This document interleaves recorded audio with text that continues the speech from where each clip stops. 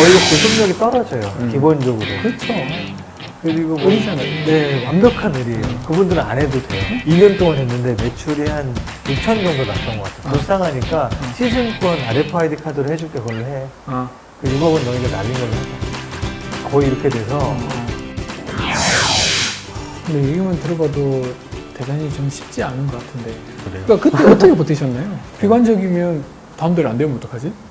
이렇게 생각하면 머리가 안 좋아서 그런 것 같아요. 아니 뭐 공부 잘하셨을 것 같은데. 뭐 어떤 학생이었나요? 제가 저 1편에서 얘기했지만 나는 대단히 범생이었는데 정말 공부하기 싫어하는 범생이. 솔직히 말씀드리면은 중간고사 열심히 하면은 기말고사 때 노는 친구였어요. 그런데 이제 누가 뭐 부모님이 뭐 사준다 그러면 열심히 하는 하고, 그런 친구였어요. 공부에도 별 관심 없고 그렇다고 해서 막 노는 친구들처럼 노는 애들도 아니고 어정쩡한 친구였어요. 그 느낌 자체가 뭐냐면 이게 주어진 환경에 맞게 이렇게 흘러가듯이 이렇게 네, 맞아요. 근데 창업을 하겠다라고 결심하는 거는 대단히 큰 반전이거든요. 제가 봤을 때. 그때 원래 그렇게 가면 끝까지 그렇게 가거든요. 그런데 창업을 결심했던 건 2008년도 초예요. 저는 5월 달에 창업했거든요. 결정적으로 결심했던 계기는 제가 자기계발서적을 혐오하는데 사실은 그 당시에는 저도 안 봅니다. 쓰레기라 생각해요. 네. 제가 그때 자기계발서적을 처음 본 거예요. 그런 장르가 있는지도 몰랐어요. 근데 저희 공동대표랑 그 한 책을 지금 말씀드리면 보실까 말씀 안 드리는데 그 책을 딱 보고 나서 야 우리도 뭔가 해야겠다. 우리도 뭔가 해야 되고 우리 둘이 합치면 되게 잘할 수 있고 할 수 있을 것 같아. 너무 즐거운 거예요. 근데 사실 제가 용기 내서 지르는 타입은 아니에요. 굉장히 신중하게 따지는 스타일인데 저희 공동대표는 좀 약간 소위 말하면 남자답다라는 남자다움을 자기의 어떤 캐릭터로 갖고 있는 친구거든요. 야, 내가 생각해봤는데 자기는 회사 더 이상 못 다닐 것 같대요. 근데 저는 저를 믿어주고 회사에서 밀어주는 팀이 있었으니까 나는 회사 데려도 되고 안 다녀도 돼 상관없어. 근데 나는 비즈니스 모델 특허 쓰는 거 재밌고 스키장 가서 영업해보니까 잘 되네 좋은데 이 스탠스였거든요. 근데 이 친구가 지금 고민하다 같이 옆에 침대에 같이 있을 거 아니에요. 같이 여기 제 침대 있고 저 친구 침대에 있으면 영준아 야 우리 그냥 같이 동업할래? 그러는 거예요. 괜찮은데 하자. 깊게 고민을 안 한 거예요. 하자. 그럼 회사 그만두고 법인 만들고 이렇게 하면 되겠네? 이걸 저는 그 당시에 바로 결정하고 3일 뒤에 그룹장님한테 얘기를 했는데 저는 그만뒀어요. 3일 뒤에 그만뒀는데 얘는 동업하겠다는 결정을 했는데 아직 못 그만두는 거예요. 그래서 제가 그때 되게 떨렸어요. 나는 그만둔 뒤에 그거 안 그만두면 어떡하지? 그래서 이제 아이러니하게 그 친구가 저한테 창업 제안을 한 거죠. 그만두고 창업 제안을 한 거고 저는 그걸 먼저 그만두고 창업을 한 거고 그리고 영업을 한 거고 제일 힘들었던 거는 이 주변의 기대감 부모님은 내가 잘 될 줄 알 텐데 그리고 회사 그만두고 나서도 저를 아꼈던 그 과장님 팀장님이 전화가 와요.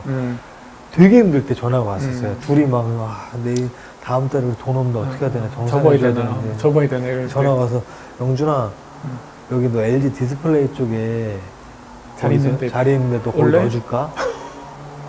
아닙니다. 죄송합니다. 감사합니다. 심각한 얘기를 하고 있었으니까 감사합니다 하고 끄는 거예요. 근데 주변 사람의 기대감과 나는 좀만 더 하면 잘할 수 있을 것 같은데 그런 미련, 희망 이것 때문에 못 끊었던 거죠. 그러면 이게 참 얘기만 들어도 제가 보기 너무 힘들었을 것 같은데 일단 대기업 생활이 어느 정도 도움이 된 건 또 있겠네요.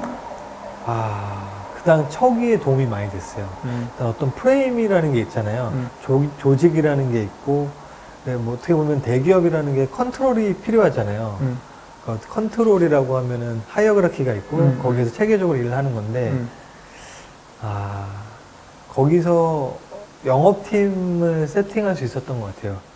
근데 사실 제가 봤을 때 영업은 좀 개인적인 재능이 많이 필요한 부분이거든요. 제가 봤을 때 뭔가를 세일즈를 한다는 거는 그 사람 마음을 읽을 줄 알아야 되는 거고 상황 변화가 너무 심하고 그 유두리게 써야 되고 그걸 원하는 그 딜을 따낸다는 거는 제가 봤을 때는 이게 저는 개인적인 생각에 영업 잘하는 사람은 솔직히 말해서 제가 느끼기에는 좀 타고난다? 아. 이게 트레이닝으로 해서 뭐 80점까지는 딱 만들 수는 있겠지만 예. 정말 엄청난 퍼포먼스를 보이는 사람들을 보면 거의 제가 볼 때는 감각이 있는 사람들 그 있는 사람들이 분명히 있거든요. 네. 그렇게 생각해서 뭐냐 분명히 우리 그 강용식 대표님께서 대기업 다니실 때 그런 기업 문화랑 네. TLX도 분명히 기업 문화가 있을 거거든요. 아, 있죠. 그거 어떠신가요? 본인이 생각할 때. 예를 들어 대기업 다닐 때는 이런 건 좋았지만 사실 이런 거는 내가 봤을 때 너무 답답해가지고 이걸 날 숨막히게 했는데 내가 만약에 창업을 하고 내가 오너가 된다면 우리 기업 문화 사실 내가 원하는 대로 그 철학이나 이런 걸 만들어갈 수 있으니까 요걸 좀 이렇게 바꿔면 어떨까라고 하시는 부분들이 있을 거 아니에요. 그게 제가 잘 하고 있는지는 잘 모르겠는데 제가 회사 다니면서 되게 좀 좋았던 부분은 그래도 나름대로 인화 경영을 하거든요. 그래서 사람 중심인 게 되게 좋았어요. 근데 다만 이런 거는 좀 별로였거든요. 이제 팀장님들 다 있으면 야 이제 우리 자유롭게 얘기해보자. 자유롭게. 그게 안 되지. 자유롭게 안 되는 거 아니에요, 그죠? 우리 편하게 얘기해보자. 편하게. 이렇게 돌아가면서 얘기해볼까? 이건 아니잖아요. 자율성이 완전히 떨어지잖아요. 근데 회사에 와가지고 제가 추구하는 문화는 이제 되게 스스로가 모티베이티드 돼가지고 일할 수 있는 문화?